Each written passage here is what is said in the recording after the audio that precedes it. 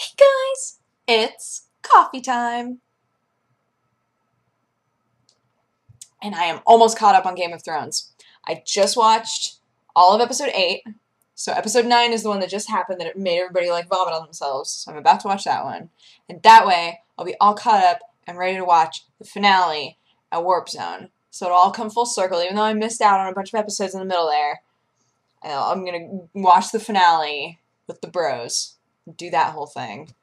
And that way I'll have done my duty to the crew, to the Thronesers, if you will.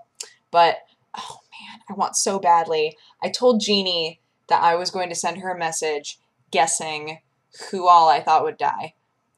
And she was like, I'm really interested to hear who you think is going to die. Because we all tried to do that before we saw episode 9 and none of us were right. And that makes me second guess everything that I've ever thought. I'm like, oh no, what if maybe I did guess the right people, but maybe we just have different types of brains and I'm just thinking about this in a different way. Maybe. So literally after I'm done making this, I didn't want to watch the episode and then make coffee time because what if I was just like bawling and gross? No. I want to allow myself the silence of my own bedroom to fully experience the next episode of Game of Thrones because I feel like it has a lot of build up now though, you know?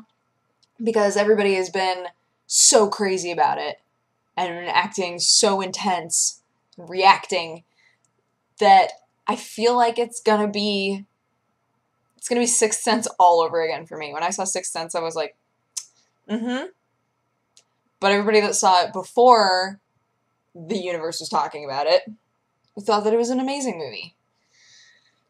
So I really hope that I don't watch this episode and go, Because then I'm going to have to deal with everybody in my life calling me heartless. And no, I'm not heartless. It's just that y'all built it up so much. By the time I watched it, I just didn't care. Okay? Maybe I will care. Maybe I'll cry. Maybe I'll cry a lot. I don't know. I'll tweet. I'll let you guys know. I'll let you guys know if I cry a lot. Speaking of shows, I'm so excited because Nika and I decided to grab dinner tonight. And so we went and we got pho. We were chatting for a while. And then I was like, do you want to come back to my place and we'll just hang out? And she was like, sure. So we wound up just hanging out and she was playing with Sherlock Cat and stuff. And we wound up talking about RuPaul's Drag Race. And she was like, everybody keeps telling me to watch that, but I've never seen it before. And I was like, what? It's on Netflix. It's amazing. And she was like, do you want to watch it now? So I tried to find it. It's not on Netflix anymore. It was one of those things that got pulled, and that made me very sad. But you can watch it on Logo TV. LogoTV.com has tons of episodes. And so we watched episode 1 of season 5. And she was like, this is the best show ever. And I was like, I know! So we watched all of that. And it was very fun. It's good. It was a good bonding experience for us. And she likes Sherlock Cat, so that's always a plus. Hi, kitty! That's always a plus. It's always a plus when people like my cat. Because if they don't, look, you don't like my cat, you don't like me. It's not true. Some people just don't like cats, and that's okay. But look, I like my cat a lot, okay? So, better not be talking poop about my cat while I'm in the room. You can talk poop about my cat when I'm not in the room, that's fine. But now while I'm there, think before you speak. So funny. My friend's cat, Zero. Shoot, did I already tell this story? I don't know, but I'll tell it quickly just in case. So Zero is a big, fluffy orange cat, and he got shaved so that, because his hair was just out of control, he got shaved in like the lion cut, so like all of his hair from here forward is still there. And the very tip of his tail is still fluffy, but the rest of him is completely shaved. And it's so funny because before he looked huge. He looked like a huge cat. And now that he's shaved, we're like, you're actually kind of tiny. That's weird.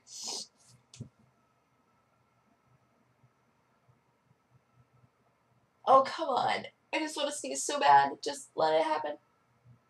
Watermelon, watermelon, watermelon, watermelon, watermelon, watermelon, watermelon, watermelon. I'm trying like 8 different things at once. Watermelon, watermelon. No!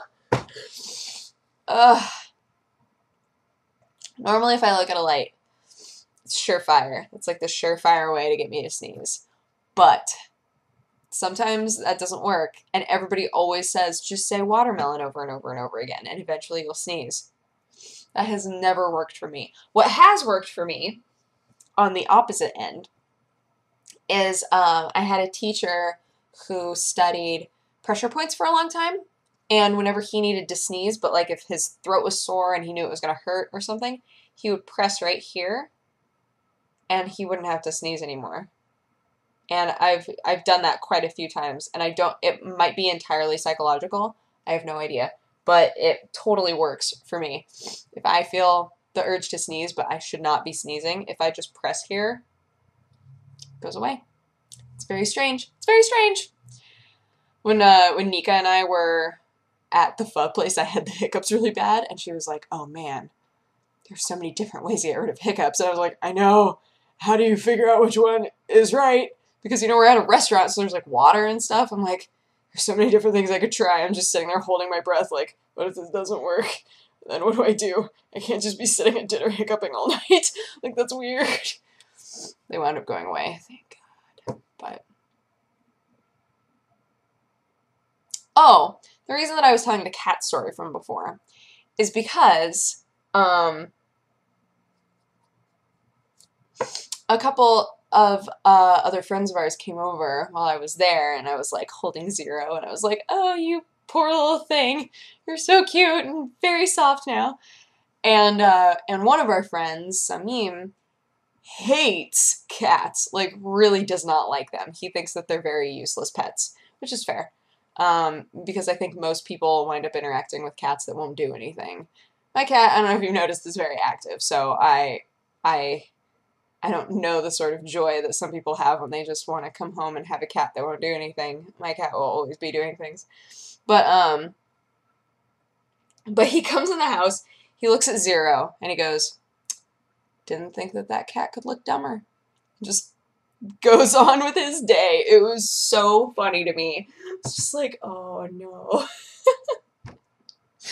Oh, that's so sad. Oh, Zero. Zero is so cute, though. But he is a very useless cat. Like, he's definitely the sort of cat that's just, he's always laying somewhere. Like, oh, Zero, you dummy. But Sherlock Cat is busy solving mysteries, always. He doesn't have time for sleep. Right, Sherlock? You have time for sleep. Right? Right? Right. It's playing hard to get. There's darkness. Night is dark and full of terrors. Huh. Oh, kitty. Alright, I'm gonna go watch this last episode and possibly cry myself to sleep. Wish me luck. And, I'll tweet my vague feelings and it'll be intense. But, yeah. Have a good night, you guys. I hope you had a good day. I'll talk to you tomorrow. Bye-bye. Mwah.